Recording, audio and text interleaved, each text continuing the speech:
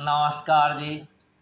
जाटों के बारे में एक कहावत है कि अनपढ़ जाट पढ़ा बराबर और पढ़ो जाट खुदा बराबर। ये कहावत क्यों चली, इसके बारे में भी एक दृष्टांत है कि 1270 के लगभग दिल्ली में राजा बलवन का राज था। उसके दरबारी के 3 पुत्र थे और दरबारी के पास में 19 घोड़े थे।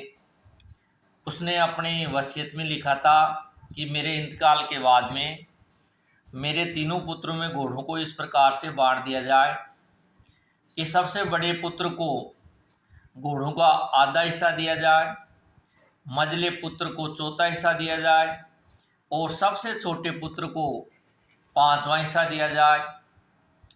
जब दरबारी का इंतकाल हो गया तो भाइयों ने आपस में उसको घोड़ों को बांटने का प्रयास किया, नहीं बांट पाए। ये बात राजा के दरबार तक पहुंची, वहाँ पर भी इस समस्या का कोई हल नहीं निकला। तब वहाँ पर उपस्थित अमीर खुसरो ने कहा कि ऐसे न्याय पंचायत खाप जो पंचायतें होती हैं जाटों की, वहाँ किया जाता है। तो उन्होंने राजा ने अपना संदेशा सोरम गांव के पटेलों को भेजा और सोरम गांव के पटेलों ने एक अपना पटेल वहाँ दिल्ली दरबार में भेजा।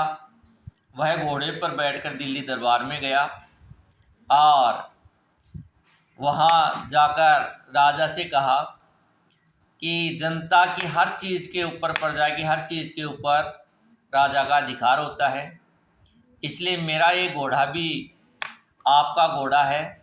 और उसने उन 19 घोड़ों के अंत में अपना घोड़ा भी बांध दिया। अब उस वहाँ पर 20 घोड़े हो गए।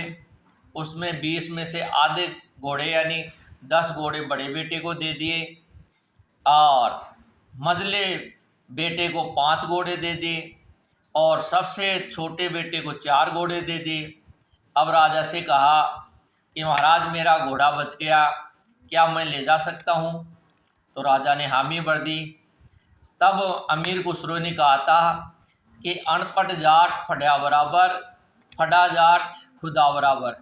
अर्थात पढ़ा हुआ जाट भगवान के बराबर होता है, उसमें बहुत तेज बुद्धि होती है। तब से एक कहावत आम जनता में प्रचलित है। धन्यवाद। जय हिंद, जय भारत।